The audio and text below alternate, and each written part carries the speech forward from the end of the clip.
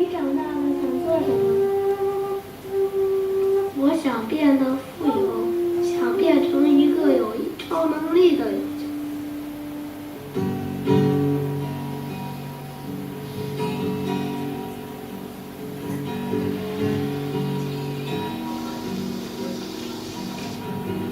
这个小男孩问了这些人，每个人都问了一个非常重要的问题。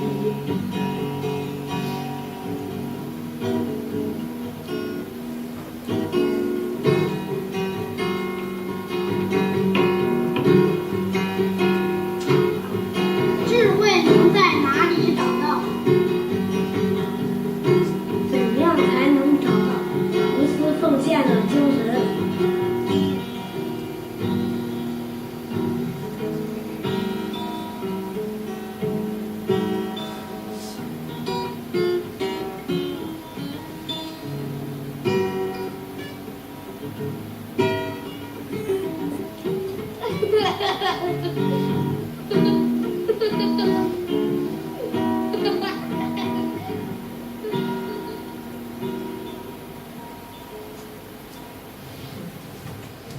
？Can you tell us a little bit about how you came up with the story and how it relates to, you know, the China-Uganda relation?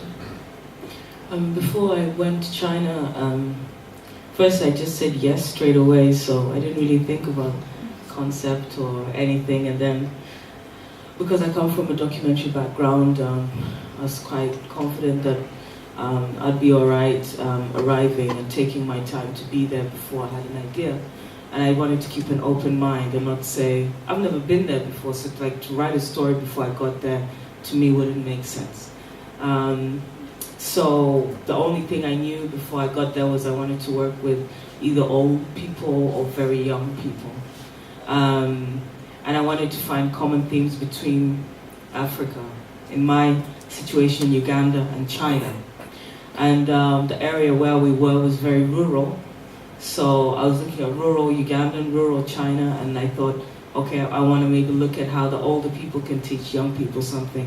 Because it looked to me like the first few days I was there, that the generations mix a lot together. It's not like in the city where if you're 20, you only hang out with 20-year-olds, 30-year-olds, 44-year-olds. It was like grandma, grandkid, cousins, brothers and sisters all hanging out together. So with brainstorming sessions, it started off with an idea of him trying to help people in his village and looking at different locations into this fairy tale where he set a challenge to ask questions to wise people, which incorporated documentary and fiction film into one. Well, maybe we should start with you telling also, because you represent a film fund and a film school, right?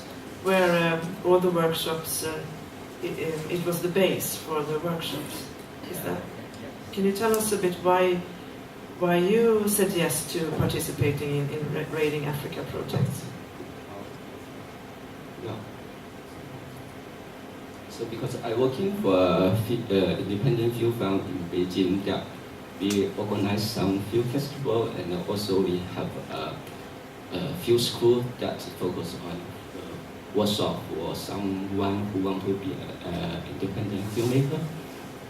So when I know the project curated by Göteborg for Latin African, I'm very interested because I think it's a good opportunities for the students of our school to get some new experience for filmmaking. They can have a chance to cooperate with different filmmakers, and also it's also a good chance for us to meet some very interesting and very important young filmmakers like amateur, Sherman, and also different ones. So of course we can for this project, and as the results also reflect that we are very happy with all the experience, and it's very, till now it's a good memory for our field school, for our teacher, and for Okay. And so your students was like in the teams of the filmmaking? Yeah, some other students are in the team. Some, yeah. Yeah. Before I ask my question to you, I gave the DVD of his movie, so we can maybe have an impression of what he is doing, because it's quite interesting after explaining the influence of Nollywood and Nigeria, because it's there. Right? Okay. Is it possible to screen a clip? Perfect. A clip from Love Born of Chopsticks.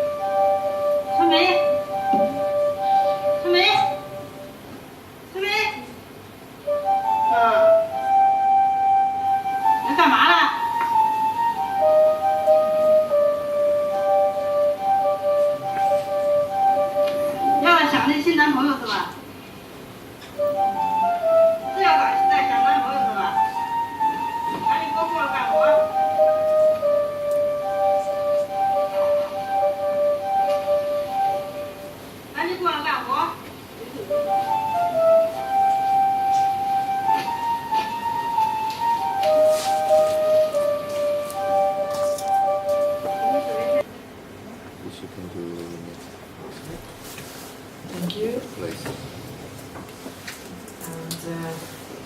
And it would be interesting to hear you talk about how you found your story, how much time did you spend in this village? Okay. Outside Beijing? I was first of all the last of the 7 to reach Beijing, and I went there in winter. But I had 9 days, and when I went there, spent the first night, I was like still thinking about what to do. Yes, I hadn't anything yet. But then what inspired me was the fact that I was learning to eat with chopsticks. Yes, so in that situation, then became the idea of the story, which I took about 2 days to develop. 2 days to develop? Yes, I took about 2 days to develop. And then you shot it in how many days? I shot it in 5 days. Okay. And it's a love story between this Chinese girl and yes, a man from Cameroon. who comes visiting. Yes. And does he learn to eat with chopsticks? Yes, in the movie he learns to eat with chopsticks.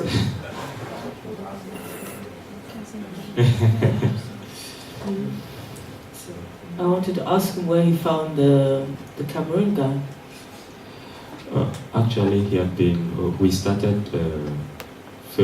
We got into the film industry together. That was far back in late 1999, when we started as actors.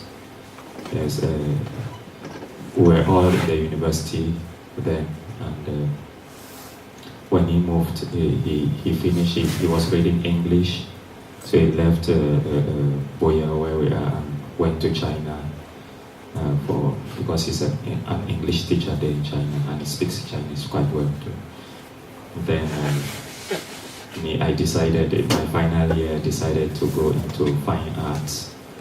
Though I read geology in the university, I decided to go into fine arts, which was more comfortable with me. And